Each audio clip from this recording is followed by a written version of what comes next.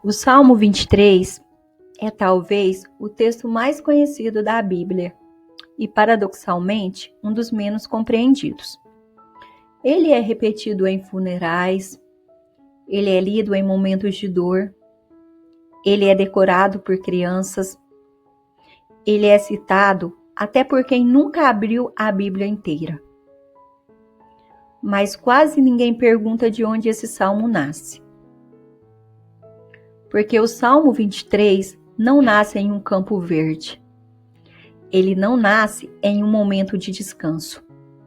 Ele não nasce em um cenário tranquilo da vida. O Salmo 23 nasce antes do descanso, nasce antes da provisão, nasce antes da vitória. Ele nasce no coração de um homem que conhece perda, perseguição, rejeição e medo real. E se nós não entendermos quem Davi era quando o escreveu, nós transformamos o Salmo 23 em poesia, quando ele é, na verdade, teologia vivida. Quem era Davi quando escreveu o Salmo 23? Você já parou e se perguntou quem Davi era quando escreveu o Salmo 23? A Bíblia não nos dá a data exata do Salmo 23, e isso não é falha, é sabedoria. Porque o Espírito Santo não quis que nós lêssemos esse salmo preso a um momento específico, mas a uma formação espiritual. Davi não escreve como um menino tocando harpa no campo, e também não escreve como um rei confortável no trono. Ele escreve como alguém que atravessou processos. Davi já havia sido esquecido pelo pai, ignorado pelos irmãos, perseguido por Saul, traído por pessoas próximas, exposto a perigo constantes. Davi conhecia o vale antes de escrever sobre ele. Isso muda tudo. O erro moderno, ler o Salmo 23 de trás para frente. Hoje, muita gente lê o Salmo 23 assim: nada me faltará, deitar-me faz em verdes pastos, bondade e misericórdia me seguirão. E ignora a primeira frase. Mas Davi não começa falando do que Deus faz. Ele começa falando de quem Deus é. Porque na Bíblia, identidade sempre vem antes da provisão. O Salmo 23 não começa com milagre, começa com governo. O Senhor é o meu pastor. Isso não é poesia. Quando Davi diz, o Senhor é o meu pastor, ele não está usando uma metáfora bonita. Ele está fazendo uma declaração de submissão total. No hebraico, a ideia não é apenas cuida de mim, é ele governa a minha vida. Pastor naquele tempo não era imagem romântica, era imagem de responsabilidade pesada. Ser pastor significava viver exposto ao clima, enfrentar animais selvagens, carregar o peso das ovelhas, passar noites em claro, estar sempre vigilante. Davi escolhe essa imagem porque ele foi pastor. Ele não fala de algo que leu, ele fala de algo que viveu. Quando Davi chama Deus de pastor, ele está dizendo: eu sei o que um pastor faz, e eu aceito que Deus faça isso comigo. Isso inclui direção, correção, limite, disciplina. E aqui está o ponto que a igreja moderna muitas vezes evita. Nem toda ovelha gosta de pastor.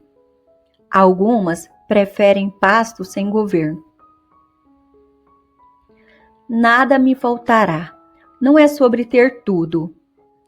Essa frase foi uma das mais distorcidas da Bíblia. Nada me faltará. Não significa terei tudo o que desejo.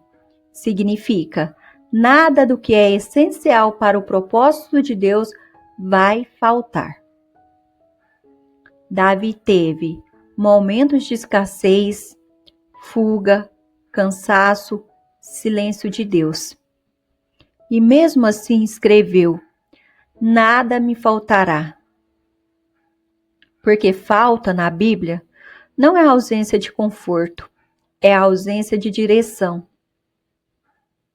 Quem tem Deus como pastor pode atravessar o vale sem perder o rumo.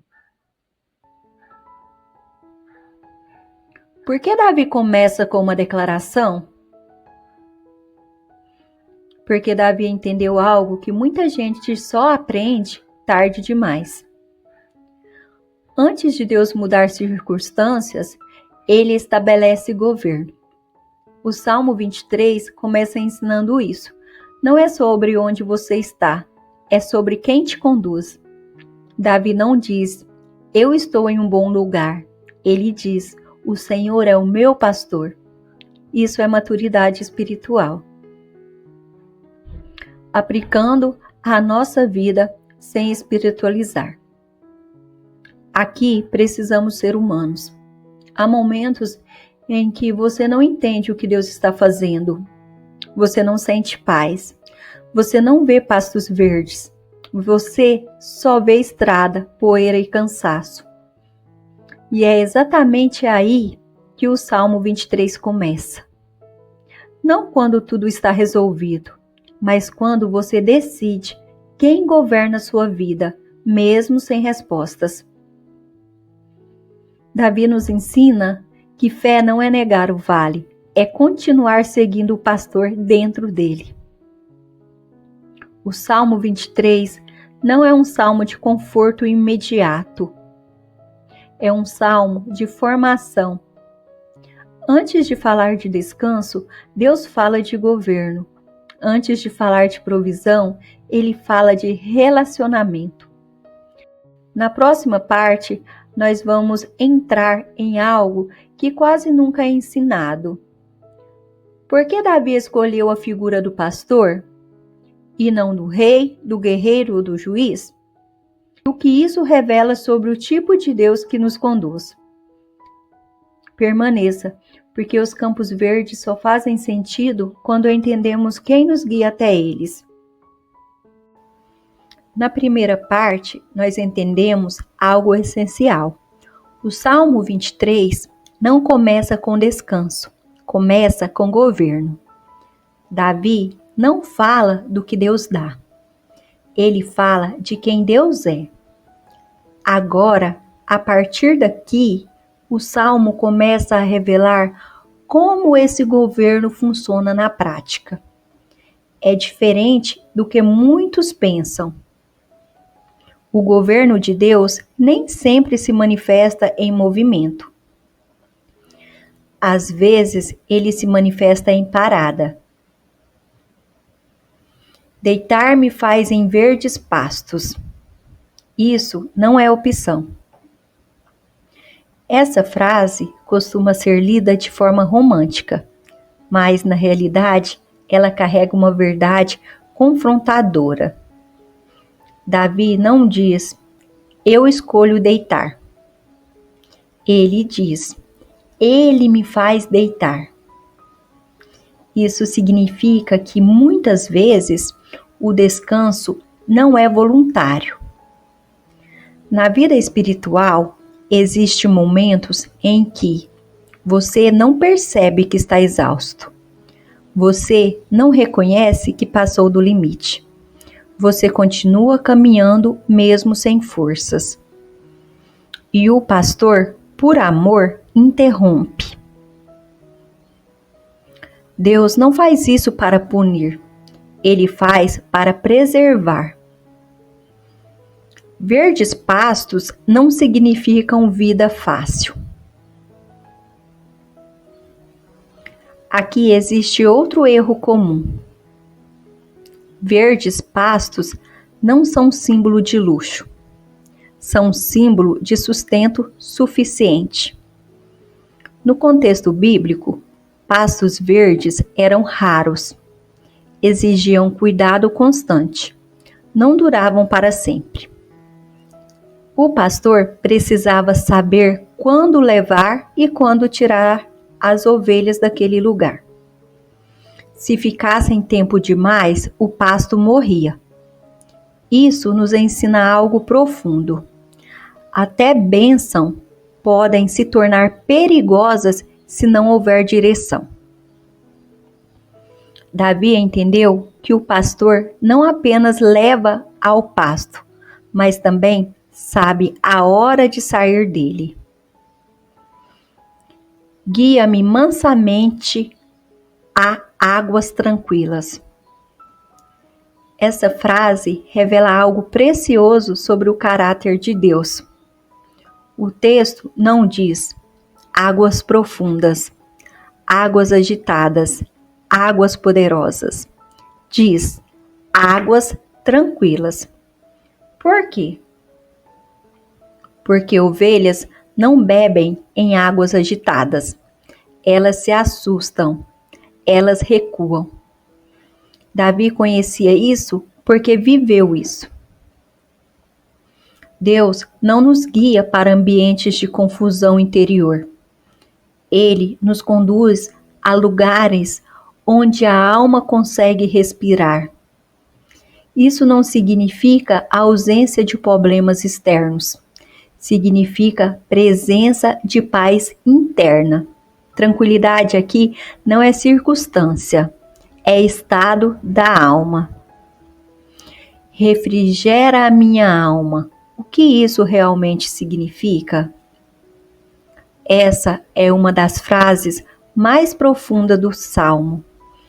Refrigerar, no hebraico, carrega a ideia de restaurar, trazer de volta, realinhar. Não é apenas descanso físico, é restauração interior. Davi está falando de momento em que a alma se desalinha, se cansa, se confunde, se machuca. E Deus, como pastor, cuida do invisível. Aqui aprendemos algo importante. Deus não trata apenas comportamento, Ele trata a alma. Guia-me pelas veredas da justiça. Veredas não são caminhos estreitos, não são estradas largas. Davi escolhe essa palavra de propósito. O caminho da justiça não é o mais fácil, não é o mais popular, não é o mais rápido, mas é o caminho seguro. O pastor não guia pelo caminho mais confortável, ele guia pelo caminho correto. E aqui existe algo que a igreja precisa ouvir. Deus não adapta o caminho à nossa pressa, Ele adapta o ritmo à nossa capacidade. Por amor do seu nome. Essa frase muda toda a lógica humana. Davi não diz, por amor a mim, por causa da minha fidelidade, por causa do meu esforço. Ele diz, por amor do seu nome. Isso significa que a fidelidade de Deus não depende da nossa perfeição. A condução de Deus está ligada ao caráter dele. Deus cuida de você porque Ele é fiel, não porque você nunca falha. Isso não gera relaxamento espiritual, gera gratidão e temor. A transição do Salmo, do caminho ao vale. Até aqui, o Salmo fala de pastos, águas veredas. Agora o cenário muda. E aqui está algo que quase ninguém percebe. O pastor não desaparece quando o vale aparece. O mesmo Deus que conduz aos pastos é o Deus que caminha dentro do vale. Nós ainda não entramos no vale, mas estamos chegando. E quando Davi fala do vale da sombra da morte, ele não fala como alguém que ouviu histórias. Ele fala como alguém que esteve lá. Na próxima parte, nós vamos entrar no coração do Salmo 23. O que é o vale da sombra da morte? Por que Davi não diz vale da morte? E o que muda quando entendemos que Deus não nos tira de todos os vales? Ele nos acompanha neles. Permaneça, porque é no vale que o salmo deixa de ser conhecido e passa a ser vivido. Ainda que eu ande pelo vale, quando a fé é testada no escuro. O salmo muda aqui. E essa mudança não é estética, é espiritual. Até agora, Davi falou de provisão, falou de direção, falou de descanso. Agora, ele fala de algo que ninguém gosta de mencionar. Ainda que eu ande pelo vale da sombra da morte. Repare, Davi não diz, se eu andar. Ele diz, ainda que eu ande. O vale não é possibilidade, é realidade. O vale não é exceção na vida do justo. Existe uma teoria moderna que tenta convencer as pessoas de que quem anda com Deus não passa por vale. Quem tem fé não enfrenta a escuridão. Quem confia não sofre. Isso não é Bíblia. Isso é ilusão religiosa. Davi era ungido, escolhido, chamado, aprovado por Deus. E mesmo assim, ele conhece o vale. O vale não significa ausência de Deus, significa presença de humanidade. Vale da sombra da morte. Isso é preciso. Davi não chama de vale da morte, ele chama de vale da sombra da morte. Isso muda tudo. Sombra não é morte, sombra é proximidade. Onde há sombra, há algo bloqueando a luz. O vale da sombra da morte é aquele lugar onde o medo se aproxima, a dor se projeta, a incerteza escurece a visão, mas a morte ainda não venceu. Davi está dizendo, eu estive perto, mas não fui consumido. Não temerei mal algum. Isso não é negação. Aqui precisamos ser muito honestos. Davi não está dizendo que não sente medo, que não sofre, que não treme. Ele está dizendo que o medo não governa. Existe uma diferença enorme entre sentir medo, viver dominado por ele. A fé bíblica não é ausência de emoção, é decisão de quem governa a emoção. Porque tu estás comigo. O salmo muda de pessoa. Esse é um dos pontos mais profundos de todo o salmo. Até aqui, Davi falava de Deus na terceira pessoa. Ele me faz, ele me guia, ele refrigera.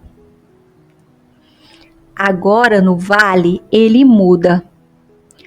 Tu estás comigo. Quando o vale chega, a teologia vira relacionamento.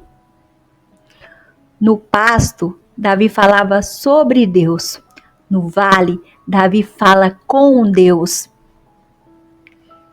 A presença de Deus não elimina o vale, ela o torna suportável. Isso é maturidade espiritual. Deus não prometeu ausência de vale, retirada imediata, explicação completa.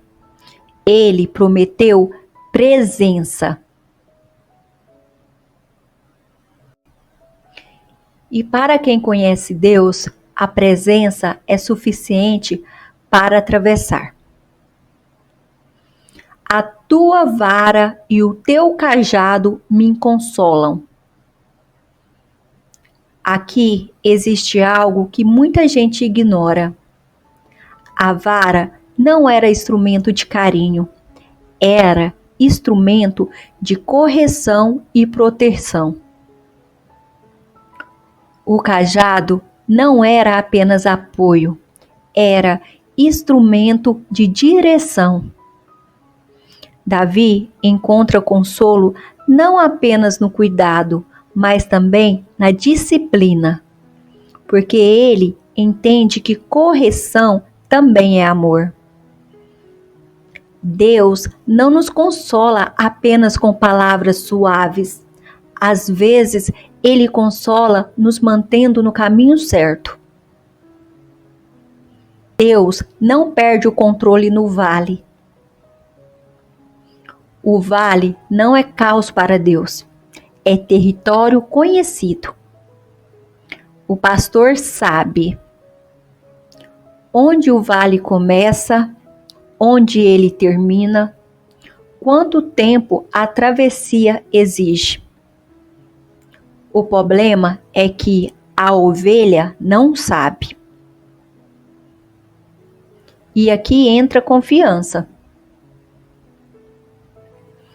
O vale é temporário, mas a presença é constante. Davi diz: ainda que eu ande. Andar implica movimento, não é permanência. O vale não é morada, é passagem. Você não foi criado para morar no vale, você foi capacitado para atravessá-lo. A fé que Davi tinha e que a igreja esqueceu. Davi não confiava em resultados rápidos. Ele confiava em companhia fiel. A fé moderna busca explicação, respostas, soluções imediatas. A fé de Davi buscava presença contínua. O salmo ainda não acabou. Depois do vale, vem algo que surpreende. Uma mesa, inimigos, unção, abundância. Porque o Deus que sustenta no vale é o mesmo que honra a vista dos que observam. Na próxima parte, nós vamos entender por que Deus prepara uma mesa no meio do conflito. O que significa ser ungido em tempos de guerra. E como Davi enxerga honra onde muitos só veem ataque. Permaneça. O Salmo 23 está apenas revelando sua profundidade. Preparas uma mesa. Quando Deus honra no meio do conflito. O Salmo faz algo que desconcerta qualquer leitura superficial. Davi sai do vale e não vai direto para a vitória. Ele vai para uma mesa. Preparas uma mesa perante mim na presença dos meus inimigos. Isso aqui não é poético apenas. Isso é teológico, isso é espiritual, isso é estratégico. Deus não tira os inimigos, ele muda o cenário. Observe com atenção. Davi não diz: Deus removeu meus inimigos, Deus me escondeu deles, Deus me levou para longe. Ele diz: na presença dos meus inimigos. Isso confronta muita gente, porque a expectativa humana é livramento pela ausência do conflito. Mas o método de Deus muitas vezes é honra dentro do conflito. A mesa não é para guerra, é para comunhão. Mesa, na cultura bíblica, não é campo de batalha.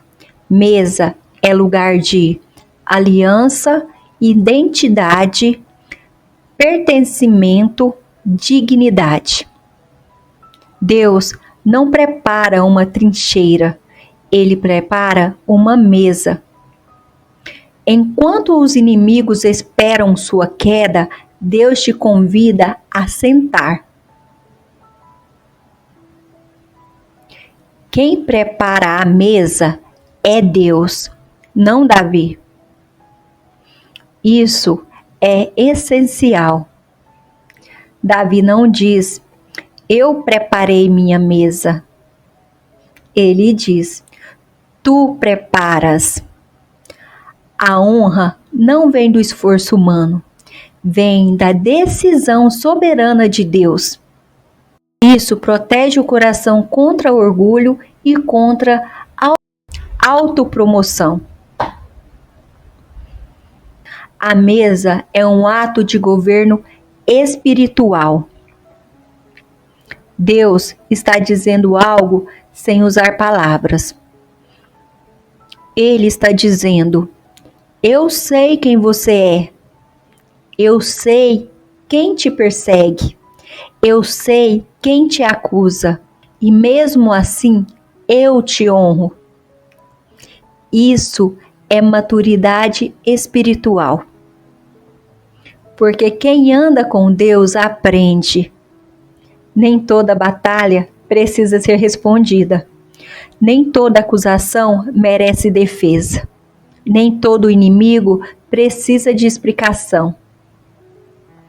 Às vezes, Deus responde com exaltação silenciosa. Unges a minha cabeça com óleo. Aqui, entramos em um nível ainda mais profundo. Unção não é emoção. Unção é separação. Na Bíblia, o óleo representa escolha divina, autoridade espiritual, capacitação para a função. Davi já havia sido ungido por Saul, mas aqui ele fala de uma unção contínua. Unção não é um evento do passado, é uma realidade que se renova na caminhada. Deus unge no meio do conflito, não apenas após ele. Isso confronta outra expectativa humana. Muita gente acha que primeiro a luta termina, depois vem a unção. Mas Davi revela algo diferente. A unção vem durante. Deus unge para sustentar, para fortalecer, para manter a identidade firme. O meu cálice transborda. Isso aqui não fala apenas de bênção material. Cálice na Escritura fala de porção, destino, medida, responsabilidade. Davi está dizendo: O que Deus me confiou é mais do que eu poderia suportar sozinho.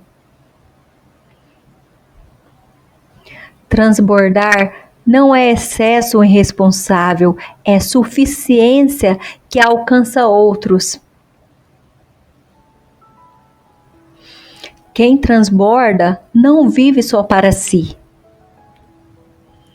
Quando Deus faz transbordar, não é para exibição, é para servir, sustentar, abençoar, alcançar.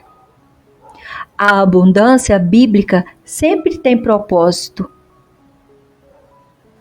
A mesa é uma declaração final aos inimigos.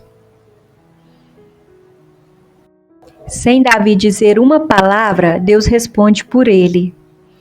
A mesa diz: ele não foi rejeitado, ele não foi esquecido, ele não foi vencido, ele continua escolhido. Quando Deus te honra, o silêncio se torna mais poderoso que qualquer discurso. O salmo agora caminha para a sua conclusão. Depois da mesa, depois da unção, depois do transbordar, Davi faz uma das declarações mais fortes de toda a Escritura.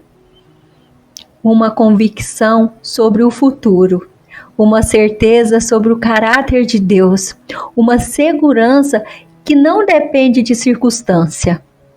Na próxima parte, vamos encerrar entendendo o que significa bondade e misericórdia me seguirão.